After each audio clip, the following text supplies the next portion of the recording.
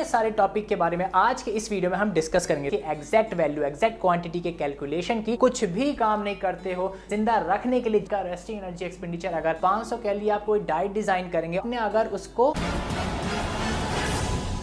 Hello everyone, welcome to our YouTube channel. This is Jay Singh. आज के video में हम डिटेल में बात करेंगे एनर्जी नीड्स के बारे में, एनर्जी एक्सपेंडिचर्स के बारे में, रेस्टिंग एनर्जी एक्सपेंडिचर्स के बारे में, एक्टिविटी एनर्जी एक्सपेंडिचर्स के बारे में, कैलोरी नीड्स के बारे में, टोटल एनर्जी एक्सपेंडिचर्स के बारे में, बॉडी मेंटेनेंस कैलोरीज के बारे में और साथ ही साथ हम यहाँ पर जानेंगे कैलोरी वेरिएशन फॉर्मूला। सो इतने सारे टॉपिक के बारे में आज के इस वीडियो में हम डिस्कस करेंगे। सो मेक श्योर आप बने रहे मेरे साथ इस वीडियो में पूरे लास्ट तक ताकि कोई भी इंफॉर्मेटिव इंफॉर्मेशन आपसे मिस ना हो। तो चलिए वीडियो स्टार्ट करते हैं और एक करके इन सारे टॉपिक्स के बारे में बात करते हैं। तो सबसे पहले टॉपिक आता है एनर्जी नीड्स। जैसे कि इसके नाम से ही क्लियर हो रहा है, एनर्जी मतलब ऊर्जा, नीड्स मतलब जरूरत। हमें एनर्जी, हमें ऊर्जा की जरूरत क्यों होती है? तो सिंपली हमारे इस शरीर को चलाने के लिए, जिंदा रखने के लिए, इस शरीर से कुछ भी काम कराने के लिए आपको चाहिए होती है ऊर्जा, एनर्जी। वह एनर्जी कैसे मिलती है? जब भी हम कोई फूड आइटम कंज्यूम करते हैं, ऐसा फूड आइटम जिसके अंदर कैलोरीज होती है। मतलब जैसे कि हम पिछले वीडियो में बात कर चुके हैं, कैलोरीज किस में होती है? ऐसा कोई फूड आइटम जिसके अंदर मैक्रोन्यूट्रिएंट, मैक्रोन्यूट्रिएंट मतलब लार्ज अमाउंट में जो चीजें हमको कंज्यूम करनी है, जैसे कि प्रोटीन हो गया, कार्बोहाइड्रेट्स हो गया, फैट हो गया। सो जब हम ऐसे फूड आइटम खाते हैं जिनके अंदर ये प्रोटीन, कार्बोहाइड्रेट, फैट प्रेजेंट होते हैं तो उससे हमको मिलती है कैलोरीज। उस कैलोरीज से हमको क्या मिलती है? एनर्जी, ऊर्जा। ठीक है, तो हमारे शरीर को चलाने के लिए हमको चाहिए होती है एनर्जी जो हमको फूड आइटम से कंज्यूम करने से मिलती है। और यहाँ पर आप एक बात तो अच्छी तरह से ही जानते हैं कि हम एनर्जी को मेजर करने के लिए, नापने के लिए यूज करते हैं यहाँ पर कैलोरीज। जैसे हर चीज को मापने के लिए कुछ ना कुछ यूनिट्स होती है ना। फॉर एग्जांपल अगर कोई लिक्विड आइटम है जैसे कि जूस हो गया, मिल्क हो गया, वाटर हो गया, तो इनको हम मिलीलीटर, लीटर्स में नापते हैं। कोई सॉलिड आइटम हो गया जैसे ग्रेन्स हो गया, वेजिटेबल्स हो गया, फ्रूट्स हो गए, इनको हम ग्राम्स में नापते हैं, किलोग्राम्स में नापते हैं। तो ठीक इसी तरह से एनर्जी को नापने के लिए भी चाहिए होती है यूनिट, और वो यूनिट क्या है? कैलोरीज। कभी कभार कुछ बड़े बड़े लोग आटे को लीटर्स में भी नाप देते हैं। तो यहाँ पर कंफ्यूज मत हो जाइएगा, क्या है? जुबान है, फिसल जाती है, कभी बार चलता है थोड़ा बहुत। ठीक है, तो यहाँ पर आपको एक बात हमेशा याद रखना है कि जो एनर्जी होती है उसको नापने के लिए हम यहाँ पर न्यूट्रिशन फील्ड में यूज करते हैं जो यूनिट, उसका नाम होता है कैलोरीज। ठीक है, तो यहाँ पर जो कैलोरी नीड्स अगर अब बात की जा रही है या फिर एनर्जी नीड्स के बारे में बात की जा रही है तो उसका कहने का मतलब एक ही होता है, दोनों सेम चीज है, एनर्जी नीड्स, कैलोरी नीड्स। तो यहाँ पर कंफ्यूज नहीं होना है आपको। आगे बढ़ते हैं आप, कौन सा नेक्स्ट टॉपिक जो कि है एनर्जी एक्सपेंडिचर। एक्सपेंडिचर्स का मतलब क्या होता है? खर्च करना। ठीक है, जो शरीर के अंदर आपके एनर्जी आ गई है खाना खाने की वजह से, उसको जब आप किसी काम के थ्रू खर्च करते हैं तो उसको हम बोलते हैं एनर्जी एक्सपेंडिचर। सिंपल सी बात है, जैसे अभी मैं बोल रहा हूँ आपके सामने तो मैं यहाँ पर एनर्जी खर्च कर रहा हूँ। जब मैं वर्कआउट कर परफॉर्म करता हूँ, जब मैं साइकिलिंग करता हूँ, स्विमिंग करता हूँ, तो यहाँ पर मेरी एनर्जी खर्च हो जा रही है। तो इस चीज को हम क्या बोलते हैं? Energy expenditure. तो यहाँ पर सिंपल सी भाषा में आप समझिए कि जब भी आप इस शरीर से कुछ भी काम कराते, कुछ भी कहने का मतलब कुछ भी आ सकता है इसके अंदर, तो उस काम को करने में खर्च होती है एनर्जी। उसी चीज को हम बोलते हैं एनर्जी एक्सपेंडिचर। किसी पर्टिकुलर काम करने में कितनी एनर्जी खर्च हुई वह हो गया आपका एनर्जी एक्सपेंडिचर। ये जो एनर्जी नीड है या कैलोरी नीड है और जो एनर्जी एक्सपेंडिचर्स है, ये बहुत सारे फैक्टर्स पे डिपेंड करती है। लेकिन हम जब न्यूट्रिशन फील्ड में बात करते हैं इन एनर्जी नीड और एनर्जी एक्सपेंडिचर्स की एग्जैक्ट वैल्यू, एग्जैक्ट क्वांटिटी के कैलकुलेशन की, तो यहां पर हम बेसिक 5 फैक्टर्स को कंसीडर करते हैं, जो कि है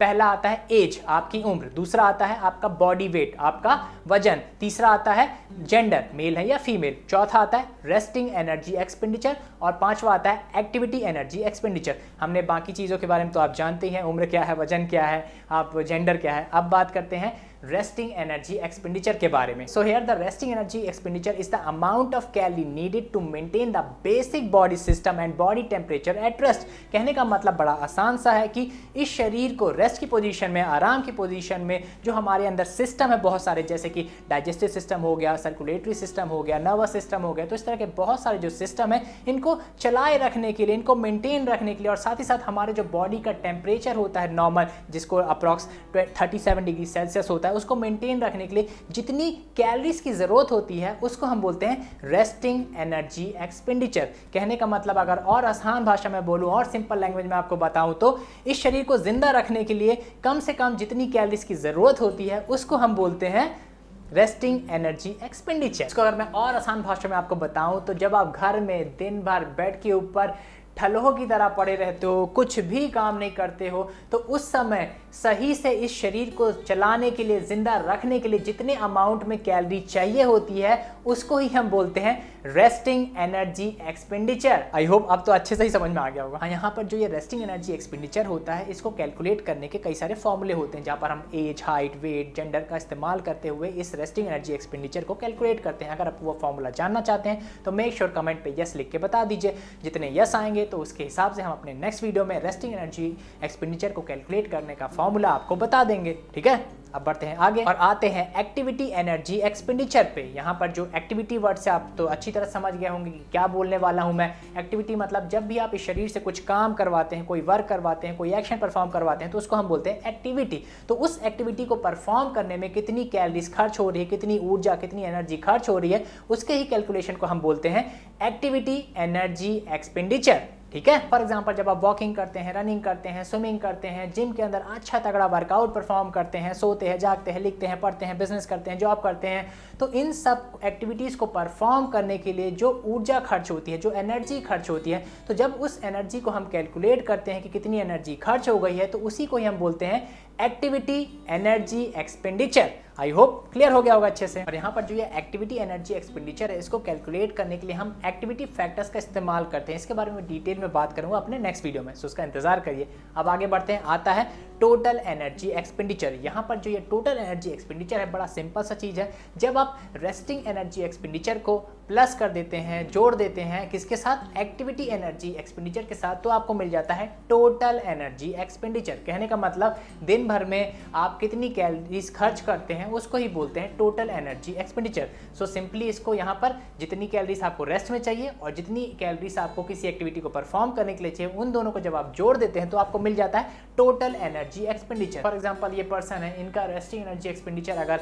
600 है और एक्टिविटी एनर्जी एक्सपेंडिचर 1400 है, तो दोनों को जब आप जोड़ दोगे 600 प्लस 1400 कितना हो गया, 2000। तो 2000 इनका निकला क्या, टोटल एनर्जी एक्सपेंडिचर। और जैसे कि मैंने वीडियो के स्टार्ट में आपसे बात की थी एनर्जी नीड्स के बारे में, कैलोरी नीड्स के बारे में, तो इन दोनों को ही टोटल एनर्जी एक्सपेंडिचर बोलते हैं सिंपली। तो यहाँ पर आप नामों से कंफ्यूज मत हो जाइएगा। जब हम एनर्जी नीड को कैलकुलेट करते हैं, कितनी कैलोरीज चाहिए, कितनी कैलोरी की नीड है, उसको जब हम कैलकुलेट करते हैं तो उसको ही हम बोलते हैं टोटल एनर्जी एक्सपेंडिचर। ठीक है, और इस टोटल एनर्जी एक्सपेंडिचर को शॉर्ट फॉर्म में TEE भी बोलते हैं। ठीक है, और इसको कैलकुलेट करने का जो पूरा फॉर्मूला है वो क्या है, TEE equal to REE, resting energy expenditure plus activity energy expenditure. ठीक है, और इसको और डिटेल में कैलकुलेट करने के बारे में जो फॉर्मूला है वो मैं आपको नेक्स्ट वीडियो में बताऊंगा। ठीक है, तो उसका इंतजार करिए, आएगा वीडियो, जल्दी आएगा। अब आता है नेक्स्ट टर्म जो कि है बॉडी मेंटेनेंस कैलोरी। सिंपली जैसे कि आप इसके नाम से समझ पा रहे हो कि जब किसी बॉडी को मेंटेन रखने के लिए, कहने का मतलब जैसा शरीर है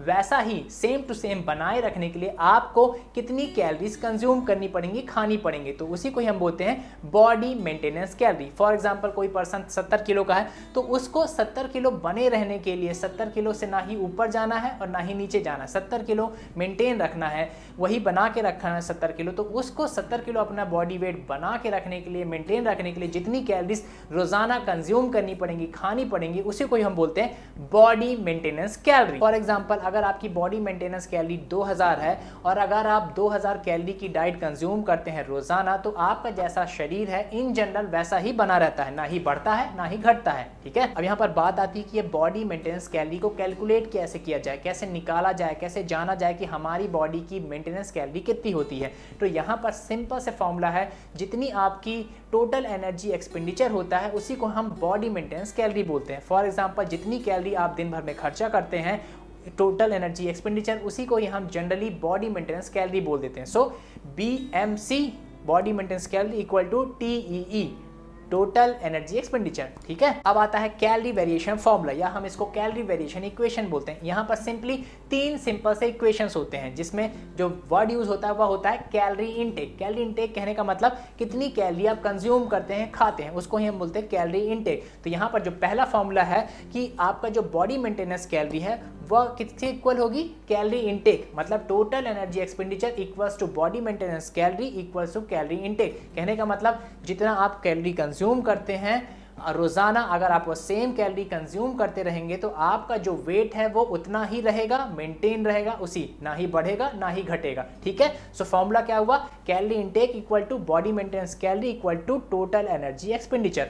ठीक है, अब आता है हमारे कैलोरी वेरिएशन इक्वेशन का दूसरा फॉर्मूला जो कि है वेट गेन। वेट गेन अगर आपको करना है तो यहां पर आपको कैलोरी इनटेक को बढ़ाना पड़ता है अपने टोटल एनर्जी एक्सपेंडिचर से। फॉर एग्जांपल आपका टोटल एनर्जी एक्सपेंडिचर है 2000 कैलोरी का, तो अगर आपको वेट गेन करना है तो आपको एक्स्ट्रा कैलोरी ऐड करनी पड़ेगी, कंज्यूम करनी पड़ेगी, खानी पड़ेंगी। अगर आप यहाँ पर 500 फॉर एग्जांपल एक्स्ट्रा ऐड कर देते हैं तो कितना हो गया आपका कैलोरी इनटेक, 200,000 प्लस 500, 2500। तो यहाँ पर जो आपको कैलोरी इनटेक है कितना है, 2500। जब आप 2500 कैलोरी कंज्यूम करते हैं तो आपका वजन बढ़ता है, क्योंकि यहाँ पर जो इक्वेशन अगर हम देख रहे हैं कि हमारी बॉडी की टोटल एनर्जी एक्सपेंडिचर है 2000 कैलोरीज, अगर आप उससे ज़्यादा कैलोरी कंज्यूम करेंगे तो आपका जो वेट है वो इंक्रीज होता है। यहाँ पर हम इसको सिंपल से वर्ड बोलते हैं कैलोरी सरप्लस। सरप्लस मतलब अधिकता। जब आप कैलोरीज की अधिकता करते हैं, ज़्यादा बढ़ाते हैं, ज़्यादा अमाउंट में कंज्यूम करते हैं तो आपका वेट गेन होता है। बड़ा सिंपल सा चीज़ है। अब आता है तीसरा इक्वेशन हमारे इस कैलोरी वेरिएशन फॉर्मूला का,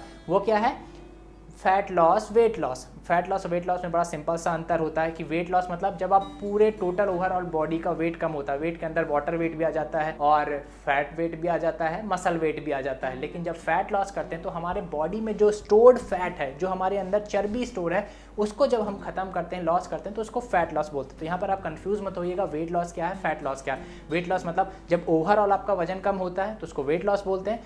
फैट लॉस मतलब जब आपका बॉडी का सिर्फ फैट, चर्बी जलती है, चर्बी खत्म होती है, कम होती है, तो उसको फैट लॉस बोलते हैं। यहाँ पर आपके बॉडी की जो मसल है वो प्रिजर्व रहती है, बनी हुई रहती है फैट लॉस के केस में। वेट लॉस के केस में ऐसा नहीं होता। वेट लॉस में अगर आपकी मसल भी चली जाती है, आपके बॉडी में जो वाटर स्टोर है वो भी चला जाता है, फैट भी जाता है। ठीक है, तो यहाँ पर जब आपकी कैलोरी इनटेक कम होगी टोटल एनर्जी एक्सपेंडिचर से तो आपका वेट लॉस होता है, फैट लॉस होता है। फॉर एग्जाम्पल आपकी टोटल एनर्जी एक्सपेंडिचर है 2000 कैलोरी, ठीक है, और यहाँ पर आप डेली खाना कंज्यूम कर रहे हैं, डेली कैलोरी कंज्यूम कर रहे हैं 1500, तो यहाँ पर जो डेफिशिएट है कितना, 500 का। 500 कैलोरी आप कम कंज्यूम कर रहे हैं जितनी आपको शरीर को जैसा है वैसे ही मेंटेन रखने के लिए। तो यहाँ पर 500 का जब डेफिशिएट क्रिएट होता है तो वो आपका वेट लॉस होता है, फैट लॉस होता है। इसको हम सिंपली एक वर्ड बोलते हैं कैलोरी डेफिशिएट। जब आप बॉडी में कैलोरी डेफिशिएट क्रिएट करते हैं तो आपका वेट लॉस, फैट लॉस होने के चांसेस बहुत बढ़ते हैं, क्योंकि सिंपली से जितनी एनर्जी आपको चाहिए उतनी आप दे ही नहीं रहे हो, तो क्या होगा, आपका वजन कम होगा, आपका फैट कम होगा। ठीक है, और यहाँ पर मैं आपको एक बड़ी ही इंपॉर्टेंट बात बताता हूँ जो आपके बहुत काम आएगी जब भी आप किसी की वेट लॉस की डाइट डिजाइन करें।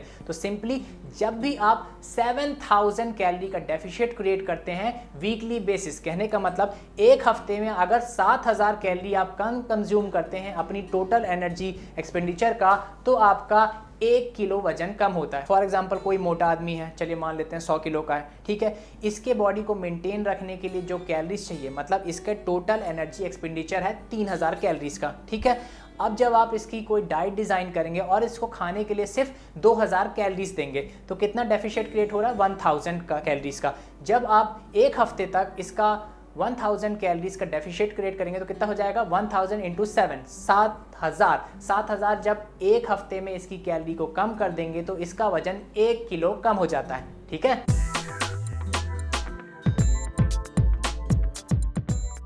आई होप आप अच्छी तरह समझ गए होंगे, बड़ा बेसिक सा चीज़ है। और यहाँ पर एक और थंब रूल बताता हूँ, किसी की भी जब आप वेट लॉस डाइट डिज़ाइन करें तो वहाँ पर मेक श्योर कैलोरीज इतनी भी कम ना करें कि वो आदमी को चक्कर आने लगे, उसकी तबीयत खराब हो जाए। तो इसके लिए एक बेसिक सा थंब रूल हम अपनाते हैं कि जो रेस्टिंग एनर्जी एक्सपेंडिचर है किसी भी पर्सन का, उससे कम कैलोरीज नहीं कंज्यूम करनी चाहिए। फॉर एग्जांपल किसी की टोटल एनर्जी एक्सपेंडिचर आपने कैलकुलेट किया 2000 है, ठीक है, उसका रेस्टिंग एनर्जी एक्सपेंडिचर है 800 और उसका एक्टिविटी एनर्जी एक्सपेंडिचर 1200, ठीक है, तो कितना आया, टोटल एनर्जी एक्सपेंडिचर 2000। अब यहाँ पर आप उसकी वेट लॉस डाइट डिज़ाइन कर रहे हैं, तो आपने अगर उसको 800 कैलोरी से कम की डाइट दे दी तो उसको तबीयत ख़राब होने वाली है, उसको कुछ ना कुछ डिफ़िकल्टी आएगी, चक्कर आ सकता है, फीवर आ सकता है, उसकी तबीयत ख़राब होने वाली है, एनर्जी नहीं रहेगी, फटीग महसूस करेगा, थकान महसूस करेगा, इन्फ्लेमेशंस हो जाएंगे बॉडी में, बहुत सारे क्रैम्प्स, स्पैज़म आ जाएंगे। तो यहाँ पर आपको मेक श्योर करना है कि कभी भी किसी की भी वेट लॉस डाइट डिज़ाइन करते वक्त उसकी जो कैलोरी जब आप कटिंग करते हैं, डेफिशिएट करते हैं, तो उसको रेस्टिंग एनर्जी एक्सपेंडिचर से ऊपर ही रखें। ठीक है, आई होप आप इसको अच्छी तरह से समझ गए होंगे। तो अगर इसको एक लाइन में बताऊं तो calorie intake should not be less than resting energy expenditure in weight loss diet. ठीक है, तो आज के वीडियो में इतना ही। आई होप आपको वीडियो बहुत अच्छा लगा होगा। अगर आपको वीडियो अच्छा लगा तो मेक श्योर वीडियो पे लाइक कमेंट जरूर करें। जब आप लाइक कमेंट करते तो आपको कुछ नहीं जाता, लेकिन मेरा हौसला बहुत बढ़ जाता है किसी तरह की इन्फॉर्मेटिव इन्फॉर्मेशन मैं आप तक लाता रहूं। और यहाँ पर हम अपने नेक्स्ट वीडियो में उन फॉर्मूलेस के बारे में बात करेंगे जिसकी मदद से आप किसी की रेस्टिंग एनर्जी एक्सपेंडिचर कैलकुलेट कर सकते हैं, किसी का एक्टिविटी एनर्जी एक्सपेंडिचर कैलकुलेट कर सकते हैं और टोटल एनर्जी एक्सपेंडिचर कैलकुलेट कर सकते हैं, जिससे मदद से हम कोई नई डाइट, अच्छी डाइट, बढ़िया डाइट किसी के लिए तैयार करना सीखते हैं, जानते हैं, बनाते हैं। और यहाँ पर अगर आपने अभी तक मेरे चैनल को सब्सक्राइब नहीं किया है तो मेक श्योर मेरे चैनल को सब्सक्राइब कर दीजिए, बेल आइकॉन की घंटी को हिट कर दीजिए ताकि आपको हर चीज़, हर जानकारी टाइम टू टाइम मिलती रहे। और अगर आप यहाँ पर जानना चाहते हैं कि पोस्ट वर्कआउट मील में, वर्कआउट करने के बाद जो खाना खाते हैं उस खाने में क्या क्या चीज़ें आपको कंज्यूम करनी चाहिए, खानी चाहिए, तो मेरा यह वाला वीडियो देखना बिल्कुल भी मत भूलिएगा। Thanks for watching it. Stay healthy, stay fit. Bye, जय हिंद।